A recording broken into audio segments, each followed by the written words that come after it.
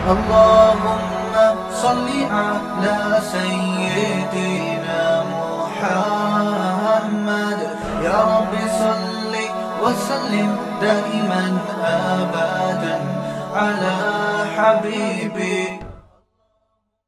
اور پھر یہ سلسلہ چلتے چلتے چلتے چلتے یہ جو سلسلہ چلا ہے بالآخر ابراہیم علیہ السلام تک آیا ہے. تو حضرت ابراہیم علیہ الصلاۃ والسلام جو تھے یہ پھر ان کی قوم میں شرک آیا. ابراہیم علیہ السلام نے دعوت دی اور ابراہیم علیہ الصلاۃ والسلام کو اللہ نے اتنی آزمائشوں میں ڈالا، اتنی آزمائشوں میں کہ اللہ کہتے ہیں کہ ہر آزمائش میں ابراہیم علیہ السلام پورا اترے. ابراہیم علیہ السلام کی جو تاریخ ہے نا وہ ہم سے وہ یقینی ہے. یعنی یقینی کا مطلب تقریباً یقینی، وہ تقریباً 4000 سال پرانی تاریخ ہے. 4 یا بلکہ 3600 آپ کہہ لیں، کیونکہ نبی صلی اللہ علیہ وسلم اور ابراہیم علیہ السلام کا زمانہ تقریباً 2000 سال کا ہے.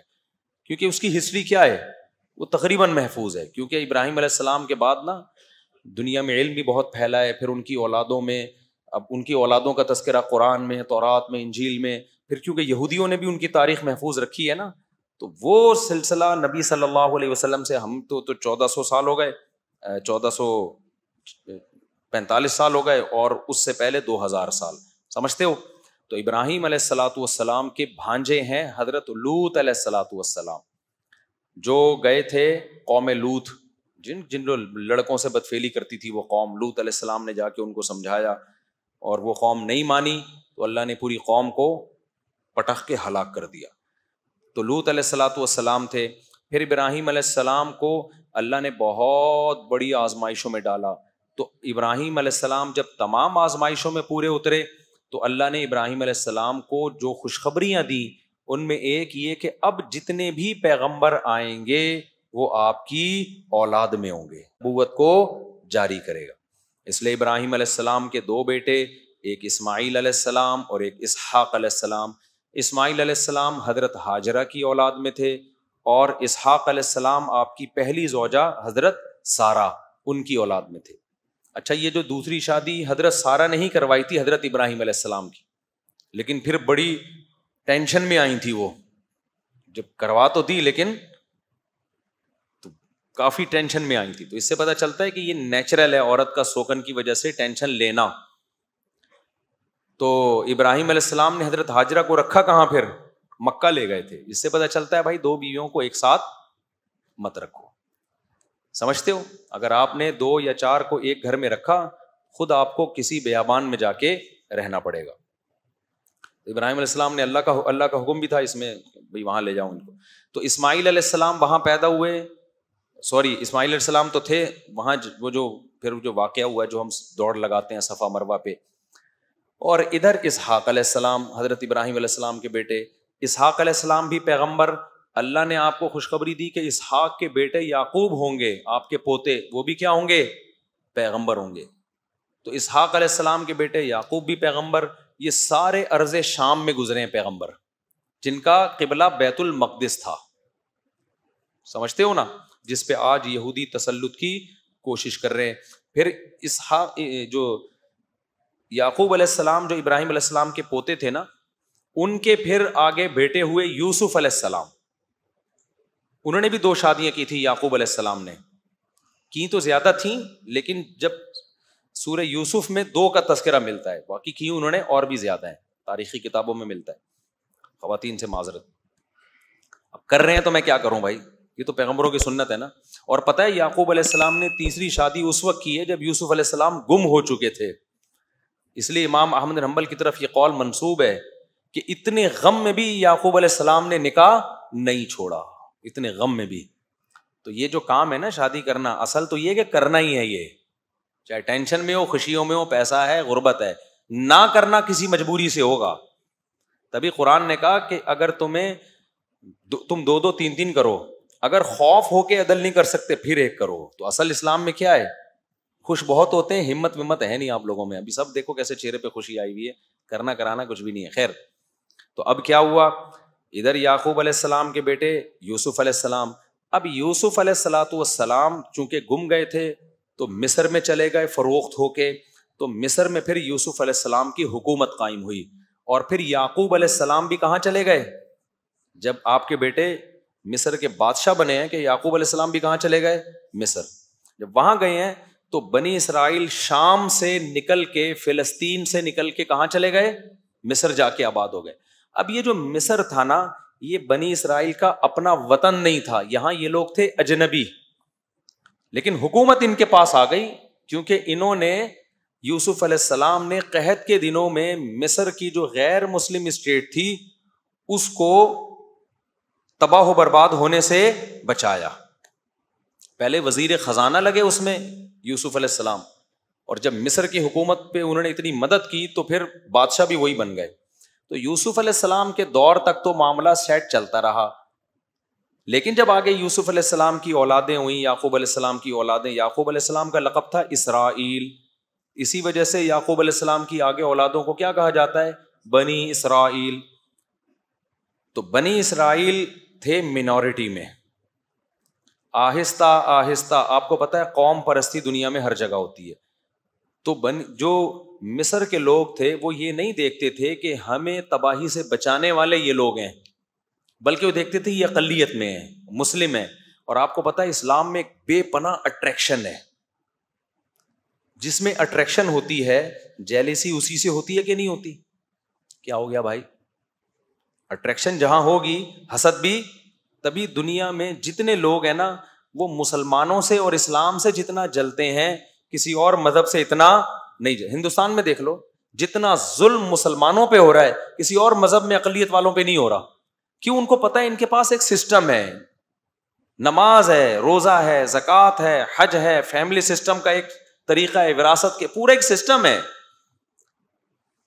ڈاکٹر ذاکر نائک کو 1 سال کے لیے انڈیا میں آزاد چھوڑ دو آپ، یا ان جیسے کسی آدمی کو جو اس طرح اوپنلی تبلیغ کرے، آدھا انڈیا مسلمان ہو جائے گا، کیونکہ کسی کے پاس دلائل کی دنیا میں جواب نہیں ہے۔ تبھی تو یہ لوگ باتیں کرتے ہیں، آزادی دیتے نہیں ہیں کسی کو۔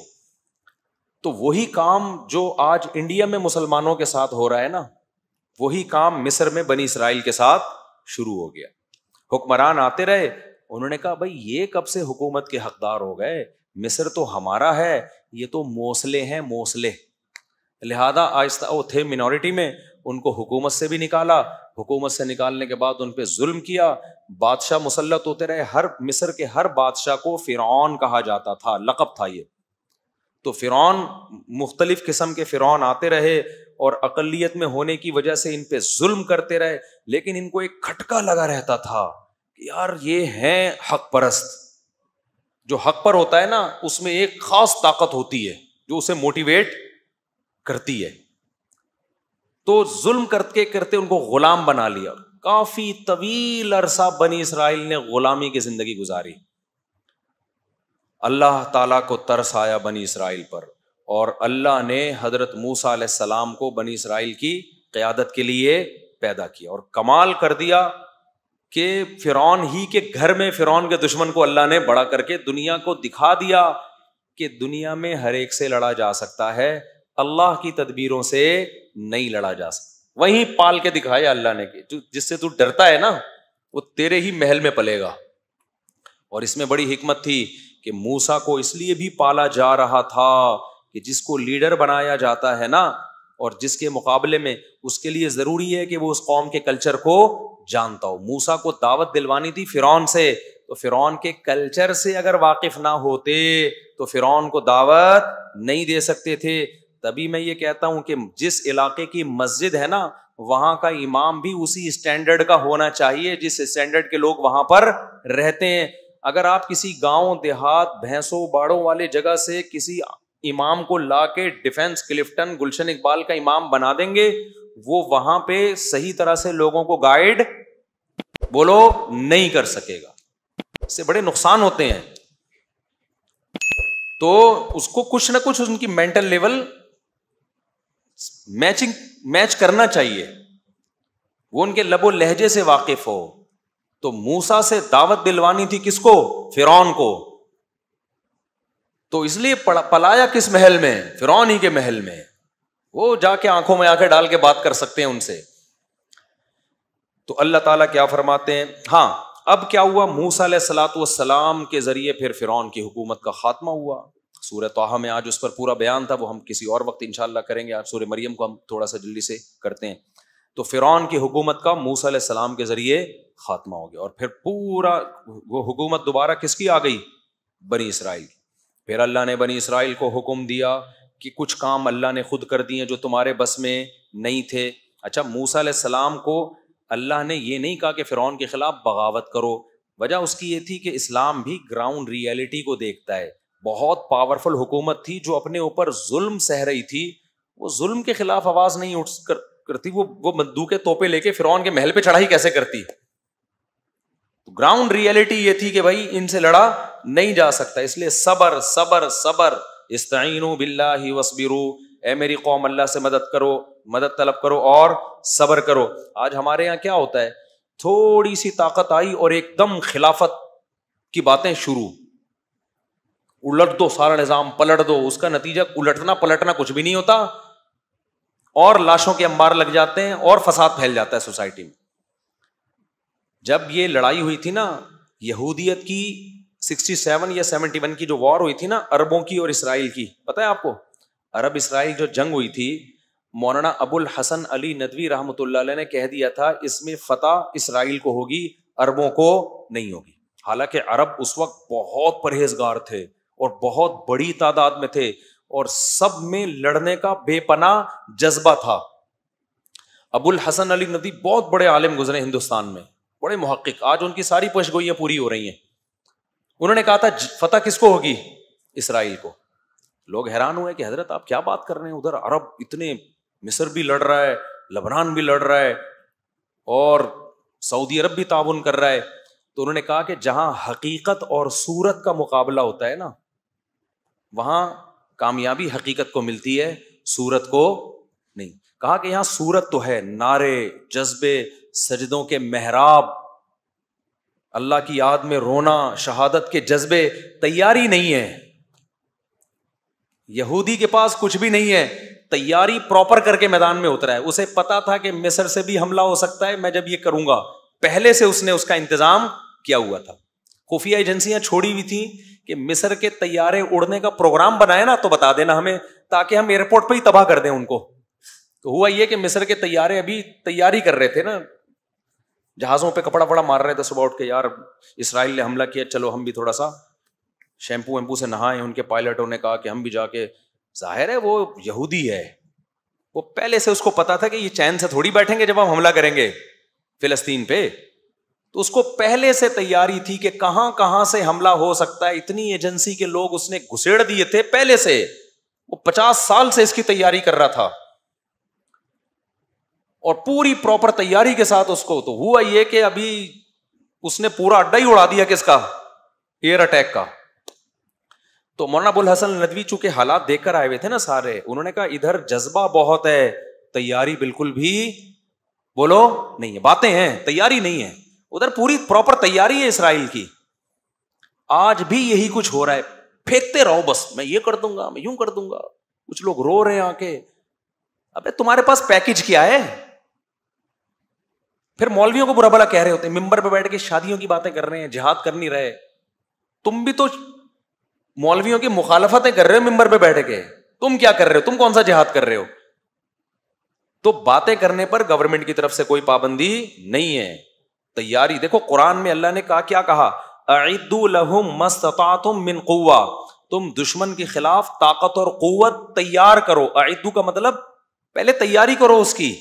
قرآن نے یہ نہیں کہا کہ دشمن کے خلاف راتوں کو اٹھ کے رونا شروع کر دو ابھی سے, اور شہادت کے لیے جیکٹیں یعنی چلو وہ بھی کسی حد تک تیاری میں آتی ہے جو جیکٹیں تیار ہوتی ہیں, لیکن شہادت کے لیے تقریریں شروع کر دو, جذبہ بڑھاؤ. یہودی کہتا ہے جذبہ گیا بھاڑ میں, پہلے تم یہ دیکھو تمہارے پاس ٹینک ہیں جو مقابلہ کر سکتے ہیں. پھر بین الاقوامی طاقتوں کو اپنے ساتھ ملانے کے لیے اس نے کیسی کیسی چالیں چلی ہیں. آج ہم سمجھتے ہیں کہ امریکہ اسرائیل کو سپورٹ کر رہا ہے. امریکہ یقیناً اسرائیل کو سپورٹ کر رہا ہے, لیکن آپ کو پتا ہے امریکہ نہیں اسرائیل نے امریکہ کو دبوچا ہوا یوں کر کے کہ تیرا باپ بھی مجھے سپورٹ کرے گا. وہ کمبل والا واقعہ سنا کے بس تفسیر کی طرف آتا ہوں. ایک آدمی نے دریا میں دیکھا کمبل بہہ رہا ہے, کسی نے کہا بھائی اس کو لالچی تھا, اس کو کمبل چاہیے تھا ہر قیمت پہ. لوگوں نے کہا چھوڑ دے, دریا میں جائے گا, اتنا تیز دریا. اس نے کہا فری پھوکٹ کا کمبل کون چھوڑتا ہے بھائی, تیرتا وہ اندر گیا. وہ کمبل نہیں, وہ ریچھ تھا, کیونکہ اوپر سے تو منہ تو نظر نہیں آ رہا تھا. اب جا کے کمبل نے پکڑ لیا اس کو نا, ریچھ نے پکڑ لیا. اب یہ چھڑوانے کی کوشش کر رہا ہے, چھوٹ نہیں رہا. تو اس کے دوست نے کہا بھائی کمبل کو چھوڑ دے, اگر نہیں تیرے کنٹرول میں آ رہا. کہہ رہا ہے میں تو چھوڑوں, کمبل نہیں چھوڑ رہا مجھے. تو امریکہ کی عوام بھی امریکہ کے خلاف احتجاج کر رہی ہے کہ اسرائیل میں یہ ہو رہا ہے, غزہ میں ظلم ہو رہا ہے. امریکہ کہہ رہا ہے میں تو اسرائیل کو چھوڑوں, اسرائیل مجھے نہیں چھوڑ رہا. ابھی میری گردن اسرائیل نے دبوچی ہوئی ہے. اتنا سا ملک ہے, سازشیں کر کر کے نا پلاننگ کی ہے 100 سال پہلے کہ یار ہم منورٹی میں ہیں, بزنس اپنے قبضے میں لو. جتنی ملٹی نیشنل بڑی بڑی کمپنیاں ہیں ساری کس کی ہیں؟ زیادہ تر یہودیوں کی ہیں, زیادہ تر یہودیوں. ایسا جال بچھا ہے اور ہمارے پاس کوئی پلاننگ سرے سے نہیں. ہماری پلاننگ پتہ ہے کیا ہے؟ ایک دھماکہ اپنے ہی ملک میں اور کر دو خلافت کے نام پہ, تاکہ تھوڑا سا جو دم رہ گیا ہے نا وہ بھی کیا ہو, ختم ہو, تاکہ ہماری حکومتیں بھی انہی دھماکوں سے ہی نمٹتی رہیں. پھر ایک دھماکہ وہاں, ایک دھماکہ وہاں, ایک دھماکہ وہاں, ایک دھماکہ وہاں, وہ دھماکے بس. وہ کوئی پلاننگ نہیں ہے کہ اس کا رزلٹ کیا نکلے گا آگے جا کے. تو ہمارا ابو الحسن ندوی نے کہا تھا کہ جنگ اس میں اربوں کو, حالانکہ اس وقت کے عرب میں اور آج میں زمین اور آسمان کا فرق ہے. سمجھتے ہو, افغانستان میں جب رشیا آیا ہے نا تو پوری دنیا نے مل کے مدد کی ہے افغانستان کی, پوری دنیا نے قربانی بے پناہ دی افغانوں نے. تو بہت زبردست ایک طریقے سے کام ہوا ہے. اس کے بعد جا کے روس کے پاؤں اکھڑ کے ختم کیے. آج کیا ہو رہا ہے غزہ میں, کون مدد کر رہے ہیں ان کی؟ یہاں سے ہم آٹے بھر بھر کے بھیج رہے ہیں, پراٹھے بنا کے کھاؤ. وہ کیا کرے گا بیچارے؟ تو نہ ہونے سے یہ بھی غنیمت ہے, نہ ہونے سے یہ بھی ہے. یہ نہیں کہ آپ مدد کرنا چھوڑ دیں. تو آٹے بھیج رہے ہیں, چاول بھیج رہے ہیں, راشن بھیج رہے ہیں, چلو ٹھیک ہے پیٹ بھر جائے ان کا, لیکن یہ اس طرح سے تھوڑی ہوگا جب تک, اور یہ افراد نہیں, جب تک یہ جو مسلم کنٹریز ہیں یہ متحد ہو کے پلاننگ کر کے ایک لائحہ عمل نہیں بناتے کہ ماضی میں ہم سے کیا غلطیاں ہوئی ہیں, ان غلطیوں کو ہم نے ریپیٹ نہیں کرنا. اس کے بعد جا کے یہ کام ہوگا تو ہوگا, ورنہ بھائی یہ جو جس طرح سے ابھی چل رہا ہے نا, اللہ مدد کر دے تو دیکھو وہ تو پھر اللہ سے تو کوئی لڑ نہیں سکتا. وہ تو 313 کو 1000 پہ فتح عطا فرما سکتا ہے, اور ہمیں امید ہے انشاءاللہ, کیونکہ ان کی قربانیاں رنگ لائیں گی انشاءاللہ. تو کیونکہ احادیث سے تو ہمیں یہ پتہ چلتا ہے کہ یہودیت کا بیڑا غرق ہونے والا ہے آخری دور میں. جو ہے نا یہ جو یہودیوں کو عزت ملی ہے نا, یہ اصل میں یہ وہ اس عزت کی مثال ایسے, قرآن تو جگہ جگہ کہتا ہے ان کے لیے مقدر میں ذلت ہے. سوال پیدا ہوتا ہے ذلت ہے تو انہوں نے تو امریکہ کو دبوچا ہوا ہے. تو دیکھو ذلت کے لیے نا پہلے عزت ضروری ہوتی ہے. ہمیشہ عزت دار آدمی کو ذلیل کیا جاتا ہے, ذلیل پہلے سے مزید ذلیل نہیں ہوتا. تو اللہ یہودیوں کو بہت ساری قومیں مسلط ہوئی ہیں, ذلیل کرتی رہی ہیں. اس دفعہ اللہ کیا کر رہے ہیں کہ ایک دفعہ آخری تم عزت حاصل کر لو, اس کے بعد طبیعت سے تم کیا ہو گئے, ذلیل. وہ ایک آدمی ایک محلے میں گیا نا, آ کے کہنے لگا شکر ہے میری عزت نہیں ہے اس محلے میں. لوگوں نے کہا کیوں؟ کہہ رہے میں یار ذلیل ہو جاتا اگر میری عزت ہوتی. عزت ہے ہی نہیں تو ذلیل بھی نہیں ہوا. تو لیکن ہمارے کوئی پروگرام نہیں ہے جو اسرائیل نے تیاری کی ہے, ہم اسباب کی دنیا سے غافل ہیں. تو ایسے تھوڑی ہوتا ہے. اللہ نے قرآن میں کیا کہا ہے کہ ان اللہ لا یغیر ما بقوم حتی یغیروا ما بانفسہم. اللہ نے کسی قوم کی حالت اس وقت تک چینج نہیں کی ہے جب تک وہ خود اپنے آپ کو چینج نہیں کرتے. تو ہم چینج ہی نہیں کرتے اپنے آپ کو, اور من حیث القوم چینج نہیں کرتے ہیں, باتیں پھینکتے رہیں گے. اسکالرز بھی آ کے نا اور تخریب کاری کر رہے ہیں خلافت اور جہاد کے نام پہ. وہ بھی کچھ نہیں کر رہے ہوتے. ہر تھوڑی دیر میں فیس بک پہ کلپ آ رہا ہے, یہ مولوی کچھ نہیں کر رہے, یہ مولوی یوں نہیں کر رہے, یہ مولوی. تو کیا کر رہا ہے یار, تو بتانا بھائی, تم بھی تو بتاؤ کیا کر رہے ہو. تم بھی تو پھینک رہے ہو نا بیٹھے باتیں بیٹھ کے, کوئی پیکج دو. اس کی میں ایک مثال دیتا ہوں بس, یہ پھر آگے چلتا ہوں. ایک صاحب میرے پاس آئے, مجھے کہنے لگے میں نوجوانوں میں اتنا کام کرنا چاہ رہا ہوں, یہ کام ٹھیاؤں بڑا زبردست. انہوں نے مجھے لگا کہ بس 5 سال میں پاکستان میں خلافت راشدہ کا دور قائم ہونے والا ہے. مجھے کہنے لگے کہ اب آپ نا ایک میرے چینل پہ ایک ریکارڈنگ کروا دیں کہ یہ بندہ اتنا کام کرنا چاہ رہے, اس کے ساتھ تعاون کریں, چندہ بندہ دیں, اس کا بڑا ویژن ہے. ابے میں نے کہا کچھ کام تو کر کے دکھا میرے بھائی, میں تیرے لیے چندے کا اعلان کروں, کروڑوں روپے لے کے تو مارکیٹ سے شارٹ, کچھ کام کر کے دکھاؤ, میں دیکھوں گا کہ 4 سال میں کیا آؤٹ پٹ آیا ہے, 5 سال میں کیا آؤٹ پٹ آیا, اس کا کیا رزلٹ نکلا. پروگرام شروع میں ہی وڑ تو نہیں گیا کہیں تمہارا, جو تھوڑا بہت پروگرام چل رہا ہے ایسا نہ وہ بھی وڑ جائے. 15 سال یا 10 سال پہلے وہ بندہ آیا تھا, 10 سال ہو گئے, کخ ایک کیل بھی نہیں ٹھوکی ہوگی کہیں جا کے نظام تبدیل کرنے کے لیے. تو آپ کچھ کرو نا, اگر کوئی پازیٹو کام کرتے ہو تو وہ کیا ہے, ایک شاعر نے کہا ہے نا کہ لوگ شامل ہوتے رہیں گے, کارواں بنتا رہے گا. کام کرو آپ, خود پبلک دیکھے گی. تبلیغی جماعت 2 آدمیوں نے شروع کی تھی اور آج پوری دنیا میں ہے یا نہیں ہے. کوئی پبلسٹی کی, کوئی پمفلٹ لگایا انہوں نے, لوگوں نے دیکھا یار کام ہو رہا ہے, شامل ہوتے چلے گئے. اب اتنے بڑے بڑے اجتماع ہو رہے ہیں کہ ان کے لیے کنٹرول کرنا ممکن نہیں ہے.